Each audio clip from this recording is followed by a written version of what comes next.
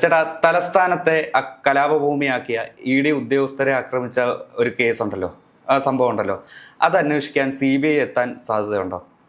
അല്ല, നിലവിൽ CBI എത്തും എന്ന് തന്നെ നമുക്ക് കരുതാം. കാരണം എന്ന് പറഞ്ഞാൽ ED ഉദ്യോഗസ്ഥർക്കെതിരെ നടന്ന സമാനമായ ഒരു ആക്രമണം നമ്മൾ നേരത്തെ ഇന്ത്യയിൽ കണ്ടിട്ടുള്ളത് ബംഗാളിൽ പരിശോധനയ്ക്കെത്തിയ ED ഉദ്യോഗസ്ഥരെ അന്നത്തെ തൃണമൂൽ കോൺഗ്രസ് പ്രവർത്തകർ ആക്രമിക്കുന്നതായിരുന്നു. ആ സംഭവത്തിൽ ഒരു CBI അന്വേഷണമാണ് നടന്നത്.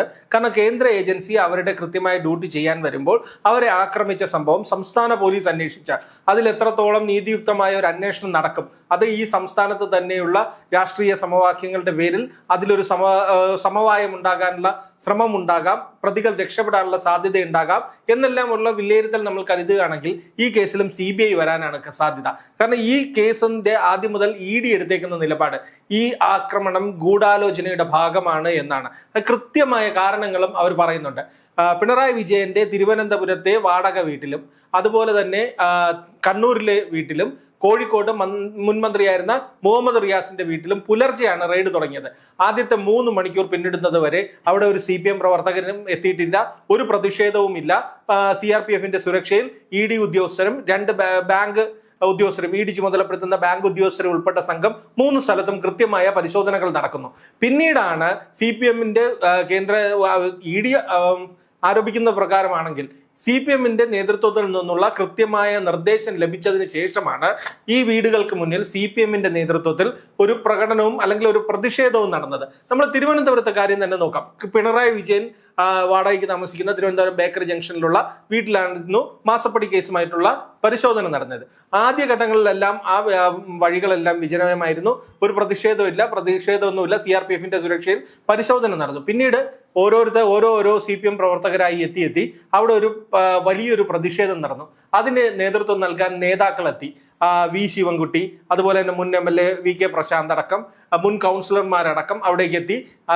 അവസാനം സാക്ഷാൽ CPMന്റെ സംസ്ഥാന സെക്രട്ടറി വരെ ആ വീടിന് മുന്നിലെത്തി റോഡിൽ കുത്തിയിരുന്നു പ്രതിഷേധിച്ചു. ജോൺ ബ്രിട്ടാസും A റഹീം അടക്കം വന്നിരുന്നു. അതെ, MP മാരടക്കം എല്ലാവരും, ഏറെക്കുറെ എല്ലാവരും അവിടെ എത്തി പ്രതിഷേധത്തിന് നേതൃത്വം നൽകുകയാണ് കണ്ടത്. ഇത് കഴിഞ്ഞതിന് ശേഷം ഈ പ്രതിഷേധം കഴിഞ്ഞെത്തുന്ന പരിശോധന കഴിഞ്ഞ് പുറത്തേക്ക് ഇറങ്ങിയ ED ഉദ്യോഗസ്ഥരെ വളരെ ആസൂത്രിതമായിട്ടാണ് ആക്രമിക്കുന്നത്. കാരണം അവരുടെ വാഹനങ്ങൾ ഇരുമ്പ് വടി കൊണ്ടൊക്കെയാണ് അടിച്ച് തകർക്കുന്നത്.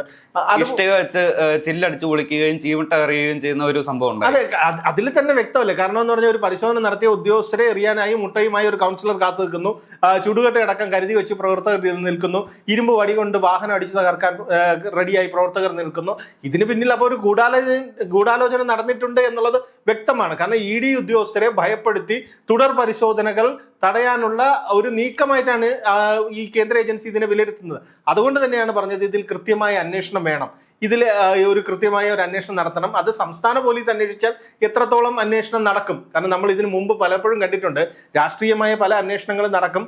പക്ഷേ ഒരു കേന്ദ്ര ഏജൻസി എന്ന് പറയുമ്പോൾ ഒരു BJP അനുകൂല നിലപാടുണ്ടെന്ന് അഭിപ്രായമുള്ളവരാണ് ഇവിടെ ഉള്ളവരെല്ലാം. കോൺഗ്രസ് ആയിരുന്നാലും CPM ആയിരുന്നാലും. അപ്പോൾ ഒരു നീക്കുപോക്ക് ഉണ്ടാക്കുമോ എന്നൊരു സംശയത്തിന്റെ പേരിലാണ് ഈ CBI അന്വേഷണം എന്ന് പറയുന്നത്. കേന്ദ്ര ഏജൻസി ആകുമ്പോൾ ഒരു നിഷ്പക്ഷ അന്വേഷണം നടക്കുമെന്നും അത് CPMന്റെ ഗൂഢാലോചനകളിലേക്ക് എത്തുമെന്നും നേതാക്കളുടെ അടക്കം ഫോൺ രേഖകൾ പരിശോധിക്കണമെന്നുമാണ് ED ഉദ്യോഗസ്ഥരുടെ നിലപാട്. കഴിഞ്ഞ ദിവസം നമ്മുടെ പ്രത്യേക പോലീസ് സംഘമാണ് ഈ കേസ് അന്വേഷിക്കുന്നത്. അതിൽ 200ഓളം പേരെയാണ് പ്രതി ചേർത്ത്. അതിൽ 25 പേരെയാണ് അറസ്റ്റ് ചെയ്തത്. അവർ ED ഉദ്യോഗസ്ഥരെ മൊഴി രേഖപ്പെടുത്തി, അന്നുണ്ടായിരുന്ന ബാങ്ക് ഉദ്യോഗസ്ഥരുടെ മൊഴി രേഖപ്പെടുത്തി, വാഹനങ്ങളുടെ ഡ്രൈവറുടെയും മൊഴി രേഖപ്പെടുത്തി. ഇതിന്റെ അടിസ്ഥാനത്തിൽ അന്വേഷണ സംഘം മുന്നോട്ട് പോകുമായിരിക്കാം. പക്ഷേ ഒരു കേന്ദ്ര ഏജൻസിയെ ഈ രീതിയിൽ തെരുവിൽ കൈകാര്യം ചെയ്തത് കേന്ദ്ര ആഭ്യന്തര മന്ത്രാലയം വെറുതെ നോക്കിയിരിക്കുമെന്ന് എനിക്ക് തോന്നുന്നില്ല. അതുകൊണ്ട് തന്നെ CBI അന്വേഷണം എന്ന ആവശ്യം ED ഉന്നയിച്ചാൽ അത് പരിഗണിക്കപ്പെടുമെന്ന് ഉറപ്പാണ്.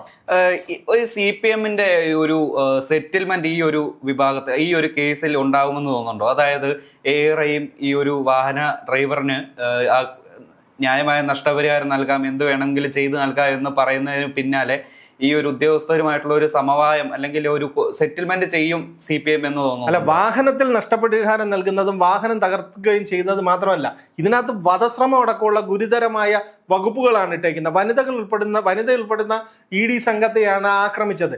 ഈ വാഹനം തകർക്കാൻ വേണ്ടി മാത്രമല്ലല്ലോ, അതിനകത്തിരിക്കുന്ന ഉദ്യോഗസ്ഥരെ അപായപ്പെടുത്താൻ കൂടിയാണല്ലോ ഇവരെല്ലാം ശ്രമിച്ചത്.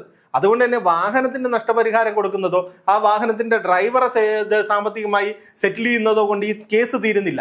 ഇതിനകത്ത് വധശ്രമം അടക്കമുള്ള ഗൗരവകരമായ വകുപ്പുകൾ ഇട്ടിട്ടുണ്ട്. അതുകൊണ്ട് തന്നെയാണ് കോടതി ഇവരുടെ ജാമ്യാപേക്ഷ പരിശോധിക്കുകയോ ഇവരെ റിമാൻഡ് ചെയ്ത കോടതി വിധിക്കകത്ത് പറയുന്നുണ്ട് ഈ അക്രമം ആസൂത്രിതമാണോ എന്ന് സംശയമുണ്ടെന്ന് പറയുന്നുണ്ട്. അപ്പൊ അതൊരു വലിയ ഗൗരവകരമായ ഒരു പരാമർശമാണ്. അതുകൊണ്ട് തന്നെ സെറ്റിൽമെന്റ് എന്ന് പറയുന്നത് വളരെ എളുപ്പത്തിൽ നടക്കുന്ന ഒരു കാര്യമല്ല. പിന്നെ CPM-ന്റെ കാര്യം പറയുകയാണെങ്കിൽ CPM BJP ബന്ധത്തിന്റെ കാര്യം പറയാം. കാരണം ഇതിനു മുമ്പ് പിണറായി വിജയനെതിരെ നിരവധി ആരോപണങ്ങൾ ഭരണത്തിൽ മുഖ്യമന്ത്രിയായിരുന്ന സമയത്ത് ഉയർന്നിട്ടുണ്ട്. ആ സമയത്തൊന്നും കേന്ദ്ര ഏജൻസികൾ ഇവിടെ ഒന്ന് മുഖ്യമന്ത്രിയുടെ പ്രിൻസിപ്പൽ സെക്രട്ടറി വരെ അറസ്റ്റ് ചെയ്ത കേസ് സ്വർണ്ണക്കടത്തിലുണ്ടായി. ഇതിലൊന്നും തന്നെ മുഖ്യമന്ത്രിയിലേക്ക് ആ അന്വേഷണം എത്തിയില്ല. ആ 10 വർഷമായിട്ട് ഈ ആരോപണങ്ങൾ ഉണ്ടായിരുന്നു. മാസപ്പടി കേസിന് തന്നെ വർഷങ്ങളുടെ പഴക്കമുണ്ട്. അതിൽ നിരവധി കേന്ദ്ര ഏജൻസികൾ അന്വേഷണം നടത്തിയിരുന്നു. മുഖ്യമന്ത്രിയായിരുന്ന സമയത്ത് പിണറായി വിജയന്റെ ഔദ്യോഗിക വസതിയായ ക്ലിഫ് ഹൗസിലോ കണ്ണൂരിലെ വീട്ടിലോ ഒന്നും പരിശോധന നടന്നില്ല. അധികാരത്തിൽ നിന്ന് മാറിയ ശേഷമാണ് ഇപ്പോൾ ഈ പരിശോധന നടത്തിയത്. അതുകൊണ്ട് ഇനി CPM-ഉം BJP-യും തമ്മിലൊരു സെറ്റിൽമെന്റ് ഈ കേസിന്റെ പേരിൽ ഉണ്ടാകുക എന്നുള്ളത് ഇനി വരും ദിവസങ്ങളിൽ അറിയേണ്ട കാര്യമാണ്. ഇപ്പോൾ സംസ്ഥാനത്തെ ഇപ്പോൾ രണ്ടാമത്തെ കേസിലാണ് CBIയുടെ പേര് സൂചിപ്പിക്കുന്നത്. CBI അന്വേഷിക്കണം എന്നുള്ള ഒരു കിംവദന്തി വരുന്നത്. ഒന്ന് നവീൻ ബാബു കേസ്, ഇപ്പോൾ രണ്ടാമത്തത് വരുന്നത് ED ഉദ്യോഗസ്ഥരെ ആക്രമിച്ച കേസ്. എന്തുകൊണ്ട് നമ്മുടെ ഈ സംസ്ഥാന പോലീസിനെ ഒരു മാറ്റി നിർത്തി ഒരു അന്വേഷണം CBIക്ക് നൽകാൻ ഈ സർക്കാർ തയ്യാറാകുമോ? അല്ല, രണ്ട് കേസായിട്ട് തന്നെ നമുക്ക് കാണാം. ഇതിൽ രണ്ടിലും പ്രതിസ്ഥാനത്ത് വരുന്നത് CPM ആണെന്നുള്ള ഒരു സമാനത മാത്രമേ ഉള്ളൂ. രണ്ട് കേസാണ്. ഒരു കേസ് എന്ന് പറഞ്ഞു കഴിഞ്ഞാൽ ഭരണത്തിലിരുന്ന CPM-ന്റെ ഭരണ സംവിധാനം ഉപയോഗിച്ച് ഒരു ഉദ്യോഗസ്ഥന്റെ മരണത്തിന് പിന്നിലുള്ള കാരണങ്ങളെ കുഴിച്ചു മൂടാനുള്ള ശ്രമമാണ് നടന്നത് നവീൻ ബാബുവിന്റെ കേസിൽ. ആ ADM-ന്റെ നവീൻ ബാബുവിന്റെ കേസിലെ മരണം ഒരു ആത്മഹത്യയാക്കി ആത്മഹത്യ പ്രേരണ കുറ്റം ഒരു CPM-ന്റെ ഒരു പ്രധാന നേതാവിനെതിരെ ചുമത്തി അവരെ അറസ്റ്റ് ചെയ്തു. അവർ ജാമ്യത്തിൽ ഇറങ്ങി. അവർ മാത്രം പ്രതിയായി ഒരു കേസ് അവസാനിപ്പിച്ച് ആ വിഷയം അവസാനിപ്പിക്കാനായിരുന്നു, ചാപ്റ്റർ ക്ലോസ് ചെയ്യാനായിരുന്നു അവർ. അതെ, അതായിരുന്നു CPM-ന്റെ അന്നത്തെ നേതൃത്വത്തിലുള്ള സർക്കാരും പോലീസും ശ്രമിച്ചത്. എന്നാൽ അതിന് പിന്നിൽ നടന്ന സാമ്പത്തിക ഇടപാടുകളെ കുറിച്ചൊന്നും അന്വേഷണം നടത്തില്ല. ഈവൻ ആ മരണത്തിൽ പോലും നവീൻ ബാബുവിന്റെ കുടുംബം ഉന്നയിക്കുന്ന സംശയം പോലും അന്നത്തെ സർക്കാർ പരിഗണിച്ചിട്ടില്ല. അതുകൊണ്ട് തന്നെ ആ കേസിൽ ഒരു CBI അന്വേഷണം വരണം എന്നുള്ളത് കുടുംബത്തിന്റെ ആവശ്യമായിരുന്നു. ഈ നമ്മുടെ VD സതീശൻ സർക്കാർ ആ കുടുംബത്തിന്റെ ആവശ്യത്തെ അതുപോലെ തന്നെ സമാനമായ ആവശ്യമായിരുന്നു ഈ പൊതുജനങ്ങളുടെ ഇടയിൽ നിന്നും ഉയർന്നത്. കാരണം ഈ ഇടപാട്, ഇതിന് പിന്നിൽ ഈ പെട്രോൾ പമ്പുമായി ബന്ധപ്പെട്ട ഇടപാടിന് പിന്നിലുള്ള സാമ്പത്തിക സ്രോതസ് അടക്കം അന്വേഷിക്കണം എന്ന് പൊതു അഭിപ്രായം ഉണ്ടായിരുന്നു. അത് പരിഗണിച്ചാണ് ആ കേസ് CBIക്ക് വിടാൻ സർക്കാർ തീരുമാനിച്ചത്. ഈ കേസിനെ സംബന്ധിച്ചിടത്തോളം ഈ അന്വേഷണം സംസ്ഥാനത്ത് നടന്നാൽ ഒരു അട്ടിമറി അല്ലെങ്കിൽ ഒരു നീക്കുപോക്ക് കോൺഗ്രസും CPM-ഉം തമ്മിൽ ഉണ്ടാക്കുമോ എന്നുള്ള ഒരു ചർച്ചയുണ്ട്. അതുകൊണ്ട് തന്നെ കേന്ദ്ര ഏജൻസിയായ ED ആഗ്രഹിക്കുന്നത് CBI അന്വേഷണമാണ്. കാരണം ആ CBI അന്വേഷണം വന്നാൽ ഇതിന് പിന്നിലുള്ള കൃത്യമായ ഗൂഢാലോചനകൾ തെളിയിക്കപ്പെടാം. ഇതിൽ നേതാക്കൾക്ക് പങ്കുണ്ടോ എന്ന് തെളിയിക്കപ്പെടാം. ഇതായിരുന്നു കണക്കുകൂട്ടൽ. ഇതും CPM-നെ ബാധിക്കുന്നതാണ്. വളരെയധികം CPM-നെ പ്രതിസന്ധിയിലാക്കുന്നതുമാണ്. ഒരുപക്ഷെ CPM ഇതിലൊരു ഇരവാദം മുഴക്കാൻ സാധ്യതയുണ്ട്. അതായത് BJP സർക്കാർ അല്ലെങ്കിൽ കേന്ദ്ര സർക്കാർ സംസ്ഥാന സർക്കാരുമായി കൂട്ടുചേർന്ന് CPM-നെ വേട്ടയാടുന്നു, അല്ലെങ്കിൽ ആ ഒരു പ്രതികാര നടപടി സ്വീകരിക്കുന്നു എന്ന നിലയിൽ ഈ ഒരു CBI അന്വേഷണം വന്നാൽ പല ആരോപങ്ങളും ഉയരാൻ സാധ്യതയുണ്ട് അല്ലേ? ഇല്ല, അതെങ്ങനെ നമുക്ക് പറയാൻ പറ്റും? കാരണം ജനം കണ്ടതല്ലേ ഇവിടെ വന്ന ED ഉദ്യോഗസ്ഥർ. ഞാൻ ചോദിക്കട്ടെ, പിണറായി വിജയന്റെ മകൾ വീണ വിജയനെതിരെ ഒരു ആരോപണം ഉണ്ടാകുന്നു. ചെയ്യാത്ത സേവനത്തിന് 2.75 കോടി രൂപ കരിമണൽ കമ്പനിയായ CMRL നിന്ന് കൈപ്പറ്റി എന്നൊരു ആരോപണം ഉണ്ടാകുന്നു. അതിൽ SFIO അടക്കം അന്വേഷണം നടത്തുന്നു. അതിന്റെ ഭാഗമായി ഒരു പരിശോധന നടക്കുന്നു. സ്വാഭാവികമല്ലേ? തെറ്റ് ചെയ്തില്ലെങ്കിൽ എന്തിനാണ് ആ പരിശോധനയെ തടസ്സപ്പെടുത്തുന്നത്? പിണറായി വിജയന്റെ മകൾക്കെതിരെ അന്വേഷണം നടത്തിയാൽ എന്തിനാണ് CPM അണികൾ തെരുവിലിറങ്ങി ആ അന്വേഷണത്തിൽ നടത്തിയ ഉദ്യോഗസ്ഥരെ ആക്രമിക്കുന്നത്? ഇതെങ്ങനെയാണ് CPM-നെ വേട്ടയാടലാവുന്നത്? CPM എന്താണ് ആ ഉദ്യോഗസ്ഥരോട് ചെയ്തത്, ആ വാഹനത്തിൽ ചെയ്തത്? ഇതെല്ലാം ജനം കണ്ടതല്ലേ? ലൈവായി വിവിധ ആംഗിളിൽ നിന്ന് വിവിധ ചാനലുകൾ ഷൂട്ട് ചെയ്ത ദൃശ്യങ്ങളുണ്ട്. ഓരോ പ്രതികളെ തിരിച്ചറിയുന്നത് പോലെ ആ ദൃശ്യങ്ങൾ നോക്കിയാണ്. ഇതിൽ എന്ത് ഇരവാദമാണ് ഉന്നയിക്കുന്നത്? നിങ്ങളൊരു തെറ്റും ചെയ്തിട്ടില്ല, നിങ്ങൾ കൃത്യമായി കാര്യങ്ങൾ ചെയ്യുന്ന ആളാണ്. ഇതിനെല്ലാം തെളിവുകളും രേഖകളും ഉണ്ട്. ഞങ്ങൾ സേവനം ചെയ്തിട്ടാണ് എൻ്റെ മകൾ ഈ പണം കൈപ്പറ്റിയതെന്ന് പറഞ്ഞാൽ പോലെ ഇതിന് ഈ ED ഉദ്യോഗസ്ഥരെ തെരുവിൽ ആക്രമിക്കേണ്ട കാര്യമില്ലല്ലോ. ഈ പറയുന്ന എല്ലാ തെമ്മാടിത്തരങ്ങളും ചെയ്തതിന് ശേഷം ഇരവാദം ഉയർത്തിയാൽ എങ്ങനെയാണ് വില പോകുന്നത്?